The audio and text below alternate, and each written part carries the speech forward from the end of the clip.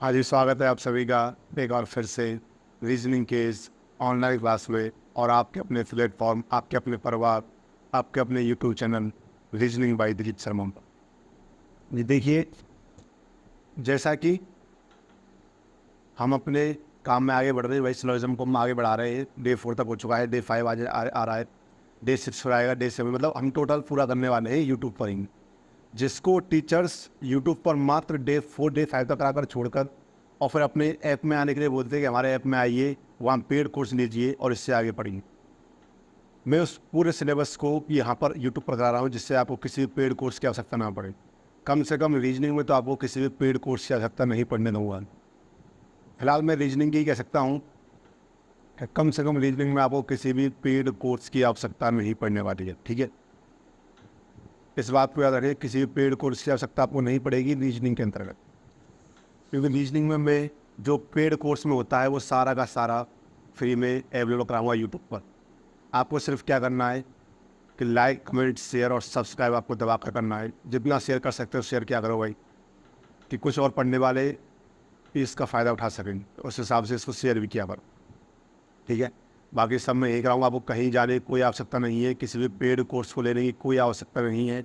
चाहे student bank का हो, चाहे एसएससी का हो, चाहे रेलवे का हो, चाहे सीसेट कहीं का भी हो, कोई स्टूडेंट हो जिस पेपर में रीजनिंग आती है उसका पूरा सिलेबस यहीं से हो जाएगा। इससे ज़्यादा किसी भी बैच में, जहाँ पेड बैच हो चाहे कहीं हो, आपको नहीं मिलेगा। यहाँ आपको आपके पेपर के हिसाब से मोर देन सफिशिएंट मिल रहा है। और जैसा कि मैं आपको क्लास के स्टार्ट में बता दूँ, एक बार लास्ट में बता दूँगा जब क्लास खत्म हुई तब, कि जो कुछ स्टूडेंट्स कमेंट कर रहे थे कि ब्लड रिलेशन पार्ट 3 सर इसमें नहीं है।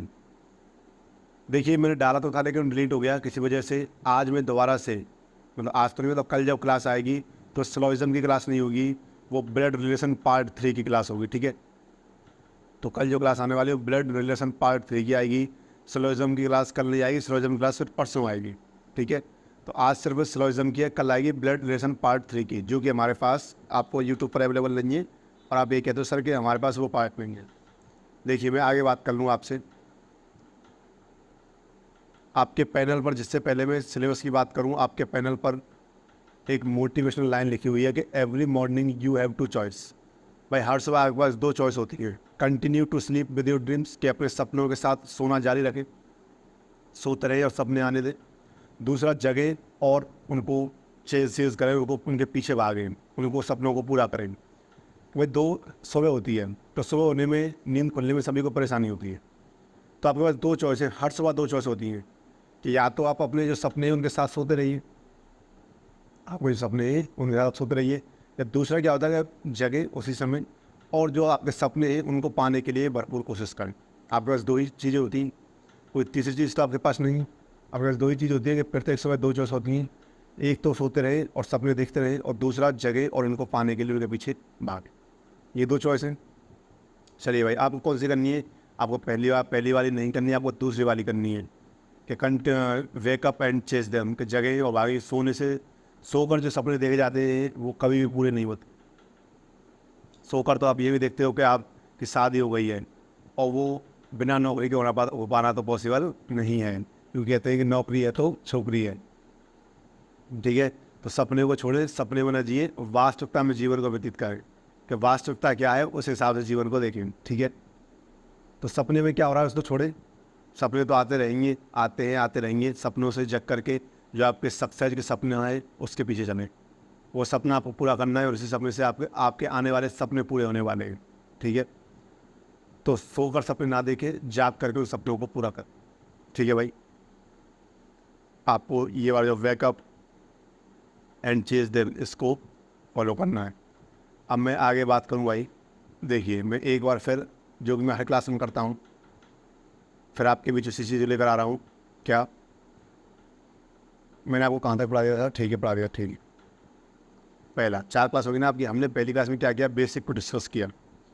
बेसिक बताया था कि ऐसे ऐसे क्या क्या हो सकता है। और मैंने आपसे ये भी कहा था कि नेगेटिव स्टेटमेंट का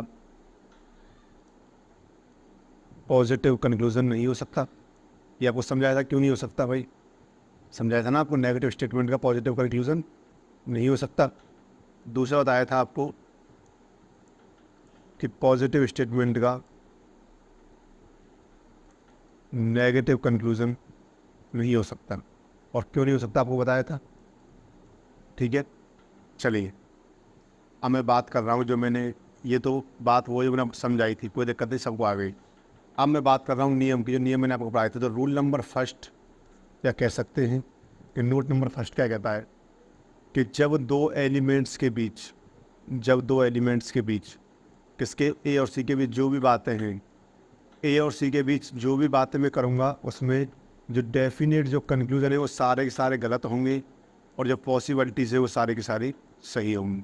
यानी कि जब दो एलिमेंट्स के बीच कोई रिलेशन नहीं होता है, where is no relation between two elements, यहाँ पर ए और सी के बीच कोई रिलेशन नहीं है, तो तो वहाँ पर डेफिनेट कंक्लूजन्स सभी रॉन्ग होते हैं, या कह सकते हैं कांट से, और पॉसिबिलिटी सारी की सारी सही है। ये पढ़ाया था।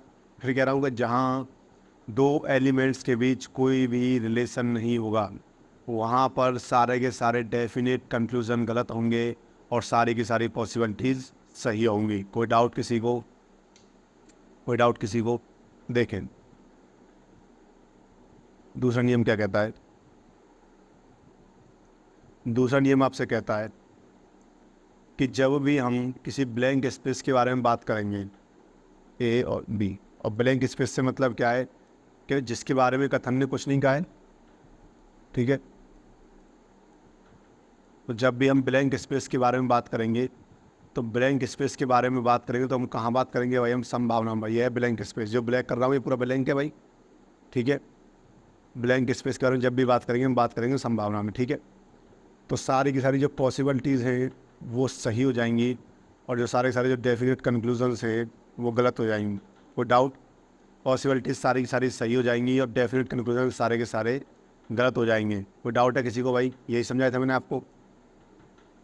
तीसरा नियम कहता है कि जब दो के बीच कोई संबंध अस्तित्व में हो, और दो के बीच कोई संबंध अस्तित्व में ना हो, दो के बीच कोई संबंध अस्तित्व में हो और दो के बीच कोई संबंध अस्तित्व में ना हो, तो वहाँ पर सारी की सारी संभावनाएं क्या हो जाती हैं? गलत हो जाती हैं। पॉसिबिलिटीज़ क्या हो जाती हैं? गलत का। समझ गए? ये तीनों नियम मैंने आपको पढ़ाए थे, और तीनों नियम आपको आने चाहिए भाई, सीधी सी बात है। जब पढ़ाया है तो आपको आना भी चाहिए। चलिए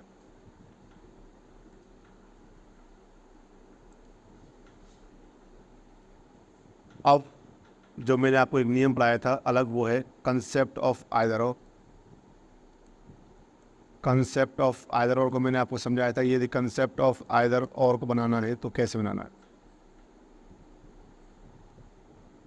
देखो इसमें कुछ कंडीशंस थी। पहली कंडीशंस क्या थी कि बोथ स्टेटमेंट आर रॉन्ग, कि sorry both conclusions are wrong, कि दोनों के दोनों निष्कर्ष गलत होने चाहिए, ठीक है। दूसरी क्या थी कि एक निष्कर्ष पॉजिटिव होना चाहिए और दूसरा निष्कर्ष नेगेटिव होना चाहिए। एक निष्कर्ष पॉजिटिव होना चाहिए, दूसरा नेगेटिव होना चाहिए। और तीसरी कंडीशन क्या थी? तीसरी कंडीशन ये थी पॉजिटिव नेगेटिव दोनों गलत है। तीसरी एलिमेंट क्या होना चाहिए? सेम होना चाहिए। एलिमेंट क्या होना चाहिए? एलिमेंट होना चाहिए सेम। ये तीसरी कंडीशन थी। जब यदि तीनों हो कि दोनों कथन इंडिविजुअली गलत भी हो, और एक पॉजिटिव हो एक नेगेटिव भी हो, और एलिमेंट भी सेम हो, तो वहाँ पर आइदर और का केस बन जाता है। फिर मैंने आपको यहाँ पर कॉम्प्लीमेंट्री पेयर भी पढ़ाए थे कि कुछ कॉम्प्लीमेंट्री पेयर होते हैं, जैसे कि ऑल ए आर बी और सम ए आर नोट बी। कहा था कि यहाँ पेयर बन जाएगा भाई। दूसरा क्या कहा था कि नो ए आर बी और सम ए आर बी यहाँ भी बन जाएगा भाई। तीसरा बताया था कि सम ए आर बी और सम ए आर नॉट बी यहाँ पर भी बन जाएगा भाई। और चौथा मैंने आपको अपवाद पढ़ाया था, ये कैसे में देखने होगा आपको, ठीक है, ठीक है, समझ गया। एक मैंने आपको अपवाद पढ़ाया था एक्सेप्शन, कि जब ऑल और नो साथ आ जाएंगे तो वहाँ पर आइदर और का केस नहीं बनेगा, ठीक है। ये पढ़ाया था मैंने कंसेप्ट ऑफ आइदर और में तीन कंडीशंस थी कि दोनों ही कंक्लूजन कहते हैं कि सेपरेटली यानी कि इंडिविजुअली गलत होने चाहिए। एक कंक्लूजन नेगेटिव होना चाहिए तो दूसरा पॉजिटिव होना चाहिए, और तीसरी कंडीशन क्या थी कि एलिमेंट दोनों कंक्लूजन में सेम होने चाहिए।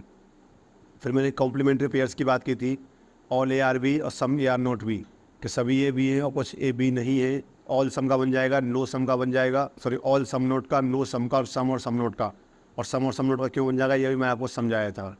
ऑल और नो का नहीं बनेगा, ठीक है भाई, ऑल और नो का नहीं बनेगा। आगे देखें, फिर मैंने आपको एक पढ़ाया था भाई बहुत ही अच्छा कंसेप्ट, कौन सा, concept of only and only a few. ठीक है भाई, ये बैंक वालों के लिए आन बान शान है, ओनली और ओनली अ फ्यू। ठीक है भाई, इसमें क्या हो रहा है देखो, जैसे वो कह दे कि ओनली ए आर बी, इसका मतलब क्या है कि ऑल बी आर ए, ठीक है, और कह दे कि only a few A are B, कि केवल कुछ ही ए बी हैं।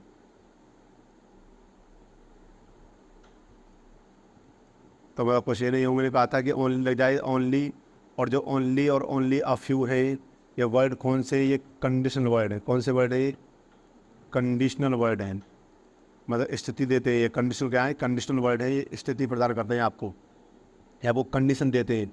इन्होंने कंडीशन दिया कि only a few A are B, केवल कुछ ही ए बी है, मतलब कुछ ए बी नहीं होंगे। ठीक है, या मैंने आपको कहा था कि जो बी है वो केवल और केवल ए से रिश्ता रखता है, बी ए के प्रति लॉयल है, बी किसी भी और से रिश्ता नहीं रख सकता, बी ए के प्रति लॉयल है, बी का रिश्ता ए के अलावा किसी से भी नहीं हो सकता। यदि वो अब कहेगा, वो कह दे आपसे कि कुछ ए सी है, कुछ ए सी है, तो हम सी को ऐसे लाएंगे, बी में नहीं, बोल दे कि सभी जो ए हैं, आज उसने बोल दिया कि कुछ बी सी है, कुछ बी सी है, तो कुछ बी सी का डायग्राम तो बन ही नहीं सकता, क्योंकि कोई भी बी सी नहीं हो सकता। कोई डाउट है किसी को भाई? यहाँ तक हमने क्वेश्चंस कर लिए थे और यहाँ तक मैं आपको समझा चुका था। ठीक है भाई, किसी को डाउट तो नहीं चाहिए। जो डाउट है तो आपके पास पूरा 1 मिनट है, आप उससे पूछे जल्दी, फिर मैं आगे आज क्लास स्टार्ट करता हूँ। पूछे भाई, यहाँ तक मैं आपको पढ़ा चुका था, इससे आगे आगे बात करने वाले हैं हम। जो भी जिसका हुई जो जितना भी डाउट हो सब पूछ लें मुझसे अभी।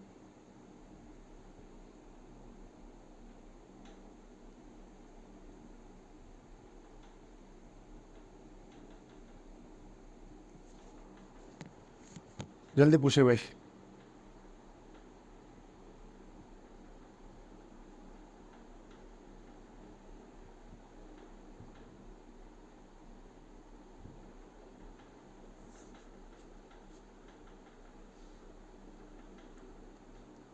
देखिए भाई, आज जो बात करने वाला हूँ मैं वो लॉजिकल डज नॉट फॉलो की बात करने वाला हूँ भाई। लेकिन लॉजिकल डज नॉट फॉलो और डेफिनेटली डज नॉट फॉलो दो चीज़ें होती हैं। लॉजिकल डज नॉट फॉलो और डेफिनेटली डज नॉट फॉलो दो चीज़ें होती हैं। यदि मैं इसको लॉजिकल डज नॉट फॉलो को सामान्य भाषा में कहना चाहूँ, यदि लॉजिकल डज नॉट फॉलो को मैं सामान्य भाषा में कहना चाहूँ तो कह सकता हूँ कि लॉजिकल यानी कि लॉजिक है भाई, कि जो डज नॉट फॉलो नहीं करता है, सिंपल सा, मतलब जो कंक्लूजन स्टेटमेंट को फॉलो नहीं करेगा, सिंपल वही गलत है। इसमें कोई ज़्यादा तीर तो मानना नहीं है। जो अब तक करते आए हैं वही लॉजिकल डज नॉट फॉलो है, जो गलत है वो गलत है। ठीक है, चाहे वो गलत कैसे नहीं हो, जो गलत है वो गलत है। कहते हैं कि एक कहावत है कि कुछ काम जो गलत तो होते हैं लेकिन गलत नहीं माने जाते किसी की हेल्प मदद करने में। मैं कह रहा हूँ भाई, जो गलत है वो गलत है ना। आपने किसी की मदद की, क्या वो मदद किसी और तरीके से नहीं हो सकती थी? तो जो काम गलत है वो गलत है, तो जो सिंपली गलत होगा वो लॉजिकली डज नॉट फॉलो में आ जाएगा। और लॉजिकली जो उसको फॉलो नहीं करता है, लॉजिकली डज नॉट फॉलो में कौन आ जाएगा? जो सिंपली अलग होगा, लॉजिकली डज नॉट फॉलो कह सकते हैं। यहाँ लिखूंगा आपके लिए सिंपल सा, कि जो सिंपली रॉन्ग होगा, जो सिंपली रॉन्ग होगा, मतलब कह सकते हैं कि कांट से सिचुएशन, मतलब कुछ नहीं कह सकते भाई। जो सिंपली जो अब तक रॉन्ग है वही रॉन्ग होगा। इसमें कोई भी ऐसा कुछ नहीं होगा कि ऐसा कुछ हो कि और कुछ भी है, जो सिंपली रॉन्ग है वही होगा। कोई डाउट है किसी को? तो कह सकता हूँ those conclusion which are those conclusion which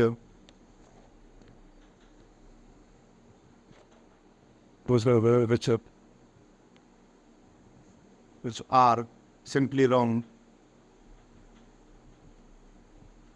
which are simply wrong, या कह सकते हैं कि can't say condition, can't say condition will be treated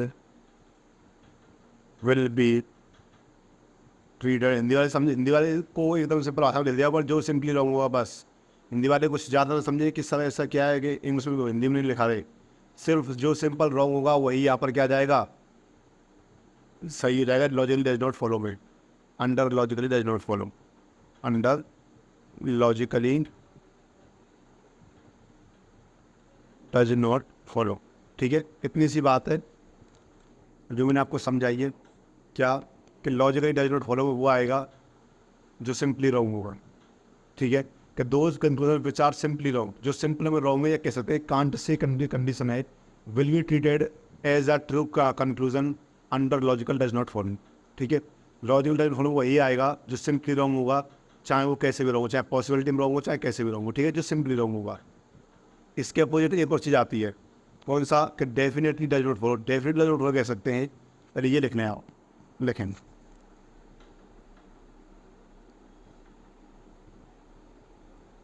पहले जो हिंदी वाले को बोले ये लिख लें कि जो सिंपली रॉन्ग होगा या जो सामान्यतः गलत होगा वही लॉजिकली डज नॉट फॉलो में आ जाएगा। कुछ ज़्यादा हिंदी वालों को लिख नहीं हूँ।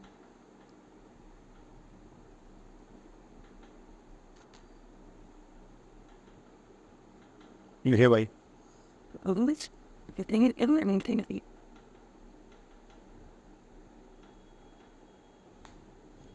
जो सिंपली रॉन्ग होगा वही इसमें आ जाएगा और कोई दिक्कत नहीं है।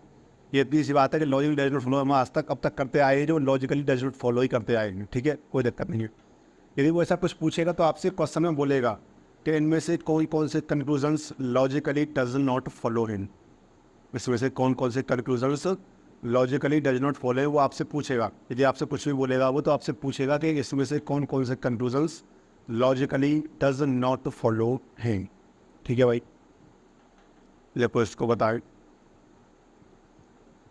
हाँ जी, इसके बाद आप जो स्टेटमेंट वाले क्वेश्चन है वो आने वाले हैं सभी। सबसे पहले statement conclusion, statement argument, statement assumption, statement course of action, ये सभी टॉपिक आने वाले हैं। कॉज एंड इफेक्ट, ये 5 टॉपिक एक दिन के टॉपिक है, सबको एक दिन में कर लेंगे। उसे 8-10 एग्जाम्पल ले आऊँगा मैं, 8-10 एग्जाम्पल कर लेंगे, आसानी से समझ लेंगे एक एक घंटे में। तो सभी टॉपिक एक दिन के, कोई दिक्कत नहीं। लेकिन जो स्लोइज्म का डे 6 आएगा ना, उससे पहले एक ब्लड रिलेशन का पार्ट 3 आने वाला है, उसको देख लेना भाई। उसके लिए मैसेज भी आ रहे हैं, सर ब्लड रिलेशन का पार्ट 3 कब आएगा, क्योंकि मैंने डाला तो था लेकिन डिलीट हो गया किसी वजह से। अब आ जाएगा, कल आ जाएगा, कोई दिक्कत नहीं भाई। आप कहोगे तो आपके लिए हर काम होगा। ठीक है, कोई ऐसा नहीं है कि आपके लिए कोई काम ना हो, आपके लिए हर काम होगा, कोई दिक्कत नहीं।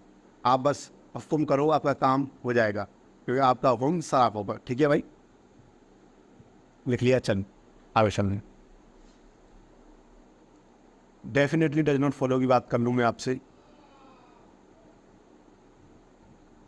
तो देखिए मैं कह रहा हूँ कि जो सिंपली तो रॉन्ग होगा, हिंदी वाले को समझने कि जो सिंपली तो रॉन्ग होगा, लेकिन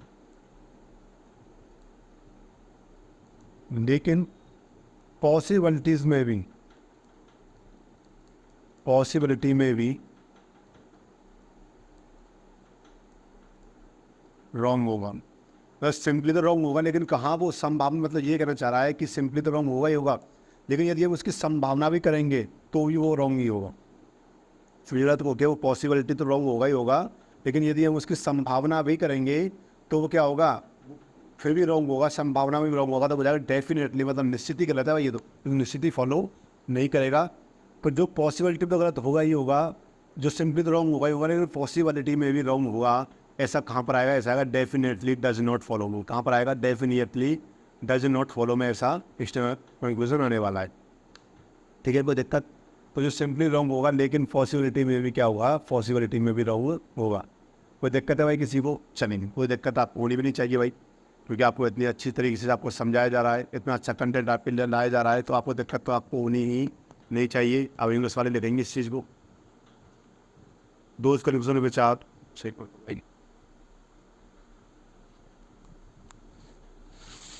यहाँ से लिखे ये दोस्त conclusion which are simply wrong,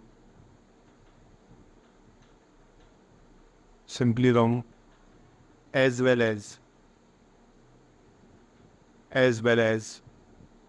if they are wrong, if they are wrong, इधर दिख रहा है पीछे आपको, एक मिनट वेट, पीछे निकल गया, एक मिनट करेगा, हाँ वो राइटिंग समझ आ रही है, कोई दिक्कत थोड़ी है भाई राइटिंग समझने में, तो वो साथ साथ बोल ही तो रहा हूँ, राइटिंग नहीं समझ आया तो मैं बोल तो रहा हूँ भाई, इसको समझना। देखिए, those conclusions which are simply wrong, as well as if they are wrong in also possibility, तो गलत कहाँ हो? पॉसिबिलिटी में भी गलत हो, कहाँ हो गलत हो? पॉसिबिलिटी में भी गलत हो, तो कहाँ पर आएंगे? वहाँ डेफिनेटली डज नॉट फॉलो के अंडर में, ठीक है। लेकिन अच्छा वो लाइन लिखा जरूरी थोड़ी है कि those will be as a true conclusion and under the definite does not follow, वो तो सिंपल है, वो भी दिखानी है। चलिए आपका कौन सा आंखों पर भाई लिखें, then those conclusion, those wrong conclusion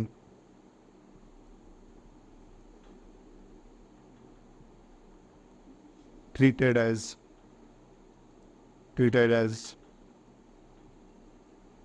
true conclusion under the definitely does not follow, ठीक है भाई, definitely does not follow। समझे इस बात को? इसको सिंपली ऐसे समझ लें कि जो रॉन्ग तो होगा, और जो कहाँ पर जो पॉसिबिलिटी में भी क्या होगा, पॉसिबिलिटी में भी रॉन्ग होगा, वो तो क्या है, जो रॉन्ग तो होगा लेकिन पॉसिबिलिटी में भी रॉन्ग होगा, मतलब उसकी संभावना में भी गलत ही होगा। यदि उसकी हम संभावना भी करना चाहें तो संभावना में वो क्या होगा, गलत ही होगा, तो डेफिनेटली डज नॉट फॉलो होगा, तो निश्चित ही ये तो फॉलो नहीं करता है।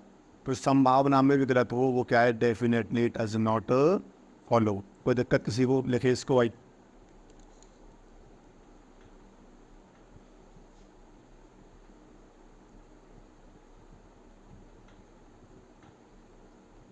इसके करते फिर आगे।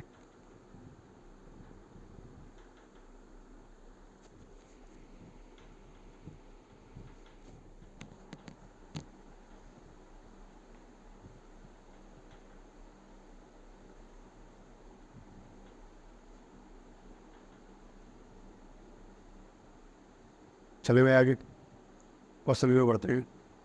अच्छा दोनों में डिफरेंस है, ये अच्छा है, समझा जाए, डिफरेंस समझा पड़ा आपके लिए, सर ये डिफरेंस समझा देते हैं। लॉजिकली डज नॉट फॉलो, कैसा का फिर लिखा हुआ चीज़, जो सिंपली रॉन्ग होगा वो कहाँ आएगा, वो आएगा लॉजिकली डज नॉट फॉलो में। और कह सकते हैं कि जो सिंपली तो रॉन्ग होगा ही, जो सिंपली रॉन्ग होगा एंड पॉसिबिलिटी में भी रॉन्ग होगा, पॉसिबिलिटी में भी रॉन्ग होगा,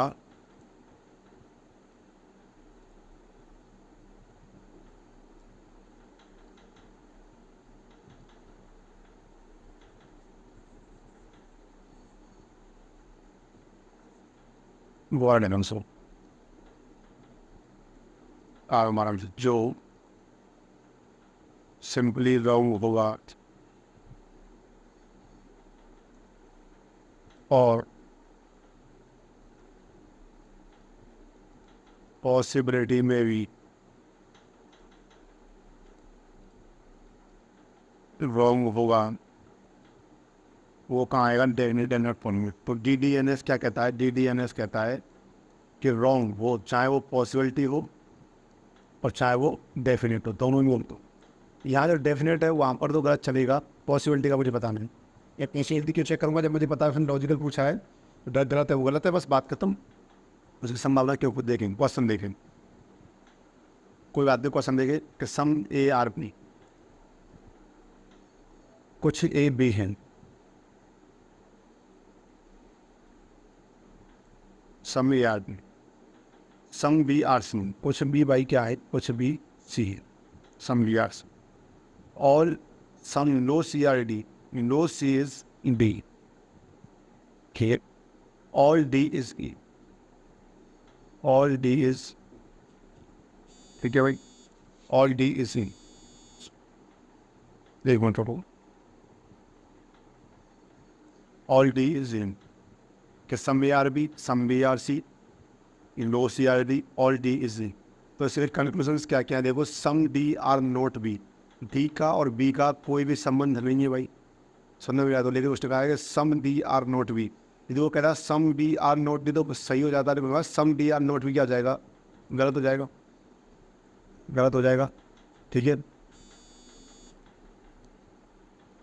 एक मिनट को, ठीक है, गलत हो जाएगा भाई। Some D are not B, यदि इसकी संभावना है some D are not B is possibility सही हो जाएगा, तो ये क्या है भाई, ये है logically does not follow, logically does not, मतलब इसका मतलब क्या है कि इसकी संभावना करोगे सम डी आर नॉट बी तो वो गलत है, लेकिन यदि मैं सोचता हूँ लॉजिकली डज नॉट फॉलो ये है, क्योंकि यदि मैं कहूँ कि सम डी आर नॉट बी, कुछ डी के बी ना होने की संभावना, तो सही हो जाएगा भाई, हो सकता है कुछ डी बी ना हो तो संभावना हो जाएगा, ठीक है। सम सी आर ई, कुछ सी ई है, ये तो भाई गलत है, क्यों कोई भी सी ई हो ही नहीं सकता, तो ये भी गलत है। और ये भी कौन सा गलत है, ये भी क्या लॉजिकल डज नॉट फॉलो है, लॉजिकली डज नॉट फॉलो, वैसे तो गलत है, बस वैसे जैसे उसने क्या पूछा है कि जो लॉजिकली डज नॉट फॉलो है उसको बताइए भाई, जो लॉजिकल डज नॉट फॉलो उसको बताइए। सम ए आर सी, कुछ ए सी है मुझे नहीं पता, नो बी इज ई, कोई भी ई नहीं है मुझे नहीं पता भाई, तो दोनों ये भी क्या है, ये लॉजिकली डज नॉट फॉलो है, तो सभी की सभी क्या है, ये लॉजिकली डज नॉट फॉलो है, लॉजिकली डज नॉट फॉलो है, तो कह देंगे फोर्थ के 4 ऑप्शन जो है वो लॉजिकली डज नॉट फॉलो है। नो बी इज ई, जी बिल्कुल कुछ भी ये हो सकते हैं, संभावना में सही है, तो चारों के चारों क्या है, लॉजिकली डज नॉट फॉलो, तो ऑप्शन आएगा 1 2 3 4 लॉजिकली डज नॉट फॉलो, ठीक है भाई। कोई डाउट है लिखे इसको, लिखे भाई इसको, इसके बाद एक क्वेश्चन और करेंगे और आज एक क्लास को यही खत्म करेंगे भाई।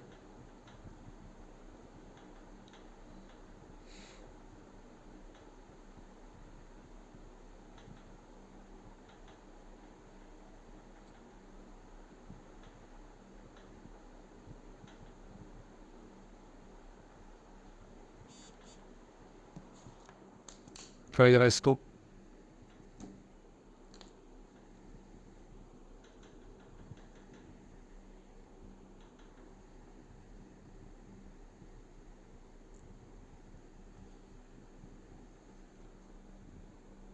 I can run sit late or what me.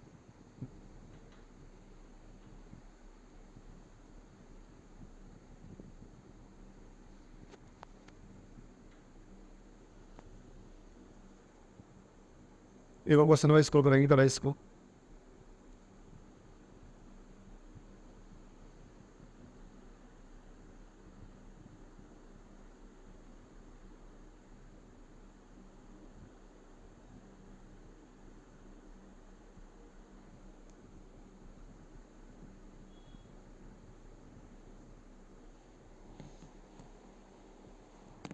चलिए अगला क्वेश्चन आप करके बताएं, आप ये पूरा 2 मिनट दे रहा हूँ इस क्वेश्चन पर। ये क्वेश्चन है आज का लास्ट क्वेश्चन है, इस पर क्लास आप ये खत्म कर देंगे, लगभग आपकी 35 मिनट में क्लास खत्म हो जाएगी आज, कोई दिक्कत नहीं है, आराम से आपका लॉजिकली डज नॉट फॉलो और डेफिनेटली डज नॉट फॉलो आपका हो गया, ठीक है। बस सीधी सी बात है, इतनी सी बात है कि जो सिंपली रॉन्ग होगा वो होगा लॉजिकल डज नॉट फॉलो, ठीक है, और जो संभावना में भी गलत होगा वो होगा डेफिनेटली डज नॉट फॉलो। और आप इस एग्जाम्पल से और अच्छा समझ पाओगे, इस एग्जाम्पल जो समझाऊंगा तो और अच्छा आप इसको समझ पाओगे, ठीक है, कोई दिक्कत नहीं है, फिलहाल इसको पढ़ें।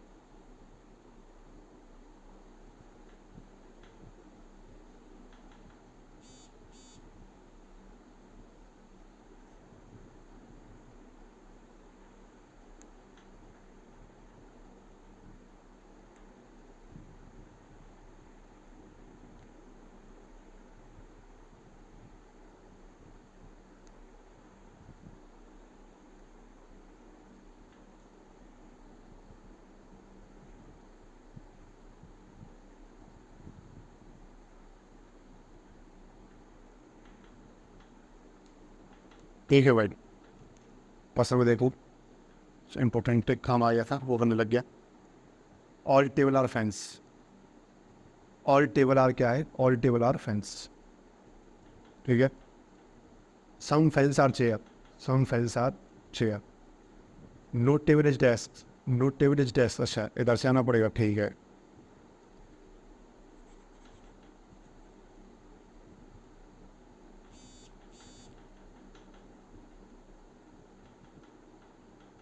इस वजह पे no table is desk, all table are fan, all table are fan, ठीक है। Some fans are chair,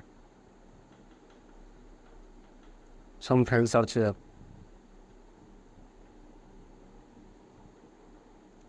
some fans are chair. देखो all chair can be desk, क्या सभी चेयर डेस्क हो सकती हैं? देखो भाई, सभी चेयर डेस्क हो सकती हैं जी, बिल्कुल हो सकती है, इसमें कोई दौरा नहीं है। सभी चेयर डेस्क हो सकती है जी, बिल्कुल हो सकती है, इसमें कोई दौरा नहीं है कि चेयर डेस्क का कोई संबंध नहीं है आपस में, तो सभी चेयर डेस्क हो सकती हैं। All fan can be desk, क्या सभी फैन डेस्क हो सकते हैं? मैंने कहा कभी भी नहीं हो सकते। ये क्या है, डेफिनेटली डज नॉट फॉलो। ये क्या करता है कि डेफिनेटली संभावना में भी गलत है भाई। सभी पंखे क्या डेस्क हो सकते हैं? मैंने कहा कभी नहीं। जो पंखे टेबल है ना, जो कुछ पंखे टेबल है वो कभी भी डेस्क नहीं होंगे। तो all fan can be desk, कि सभी पंखे डेस्क हो सकते हैं जी, बिल्कुल नहीं हो सकते। डेफिनेटली डज नॉट फॉलो, कभी भी जो सभी पंखे हैं वो डेस्क नहीं हो सकते। Definitely does not follow.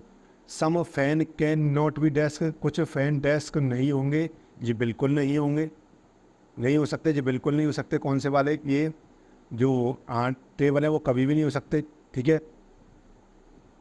लिखिए इसको, ये भी गलत, ये भी सही है, सॉरी। कुछ पंखे डेस्क नहीं हो सकते जी, बिल्कुल नहीं हो सकते। ये जो टेबल वाले पंखे कभी डेस्क, सम चेयर कैन, कुछ चेयर डेस्क हो सकती हैं जी, बिल्कुल हो सकती हैं, हमें क्या दिक्कत है इससे। सम चेयर कैन बी टेबल, कुछ चेयर टेबल हो सकती है जी, बिल्कुल हो सकती है। कैन बी कुछ बदल लो, कैन बी में तो आपको माफ है, मैंने क्या किया इसको। Some fan can not be desk, कुछ फैन डेस्क नहीं है, नहीं हो सकते। हाँ जी, बिल्कुल नहीं हो सकते, कुछ फैन डेस्क नहीं हो सकते। ये वाली टेबल है कभी भी डेस्क नहीं हो सकती, सही बात है। डेबल डजंट बोलो, उसमें क्या दिक्कत है? क्या दिक्कत है भाई? Some fan can not be desk, इसमें क्या दिक्कत है? कुछ पंखे कभी भी डेस्क नहीं हो सकते, नहीं हो सकते। ये वाले जो पंखे कभी भी डेस्क नहीं होंगे, ठीक है। क्या दिक्कत है? सही तो है। All fan can be desk है ना, all chair can be desk, क्या सभी चेयर डेस्क हो सकती हैं? सही है, हो सकती है भाई, कोई दिक्कत नहीं, ठीक है, ठीक है। तो दूसरा वाला है ना, वो है डेफिनेटली डज नॉट फॉलो। क्या है? Definitely does not follow. देखिए इसको भाई,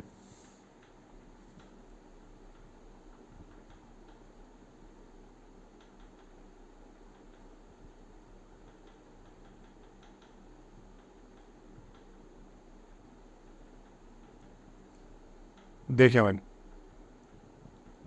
फिर एक बार फिर से जनाब, लॉजिकल डज नॉट फॉलो, यानी कि बड़े बड़े शब्दों में जो सिर्फ इतनी बात रखें, जो सिंपली रॉन्ग होगा, जो अब तक हम करते आए थे वही होगा। और पूछ रहे आपसे कि डेफिनेटली डज नॉट फॉलो, यानी कि जो संभावना में भी गलत होगा, यानी जो पॉसिबिलिटी में भी रॉन्ग होगा वो कहाँ आएगा? डेफिनेटली डज नॉट फॉलो होगी, ठीक है भाई, इतना याद रखें आप, इतनी सी बात आपको याद रखनी है। आगे चलते हैं भाई, देखिए आगे चलने से पहले आपको बता दूँ कि हमारी क्लास ख़त्म हो चुकी है और हम बात करने वाले हैं अपने लास्ट पॉइंट ऑफ व्यू की। भाई लाइक करें भाई, कमेंट किया करो भाई, इतना अच्छा कंटेंट आपको फ्री में अवेलेबल है यूट्यूब पर, तो कंटेंट की इसकी कदर किया करो, शेयर किया करो। यदि आप नए हो चैनल पर तो क्या करें, सब्सक्राइब करें। समझ रहे हो भाई, टीचर या कोई भी हो पर मेहनत कर रहा पढ़ाने के लिए, मैं आपसे बार बार कहता हूँ, तो उस टीचर को अप्रिसिएशन के लिए आप कम से कम पॉजिटिव कमेंट तो कर दिया करो भाई। पॉजिटिव कमेंट करना तो आपका हक बनता है, तो इतना तो आप कर ही सकते हो। मोबाइल में आप अपने सोना बाबू को 100 मैसेज भेजते हो, उसमें से एक मैसेज कंजूसी कर करके उतना टाइप यदि आप हमारे कमेंट पर कर लोगे, टीचर्स के कमेंट पर, तो टीचर्स को पॉजिटिव एनर्जी मिलती है, एप्रिसिएशन मिलता है, ठीक है।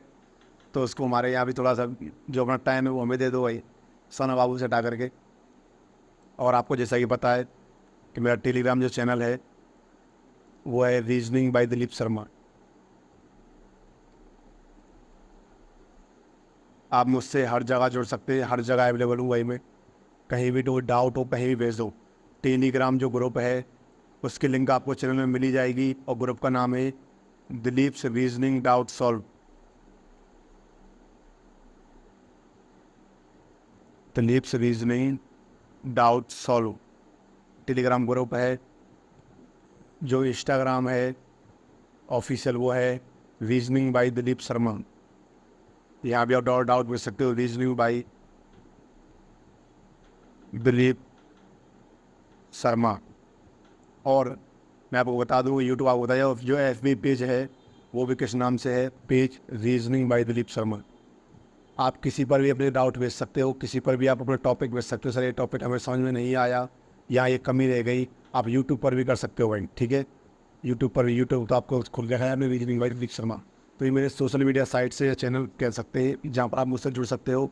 Thank you class, thank you very much. आज हम इतना ही पढ़ेंगे और जो कल फिर बता रहा हूँ एक बार फिर सुन ले, जो कल क्लास होगी वो ब्लड रिलेशन पार्ट 3 की होगी। तो सभी को उपस्थित होना है और लाइक का बटन आते दबाना है। आपकी प्रति मतलब लाइक का बटन। आप यदि ऑफलाइन में इसको बाद में देखते हो 1 महीने बाद 10 दिन बाद, तो भी आपका काम क्या है, एक पॉजिटिव कमेंट करना, एक लाइक करना और क्लास को शेयर करना और सब्सक्राइब करना।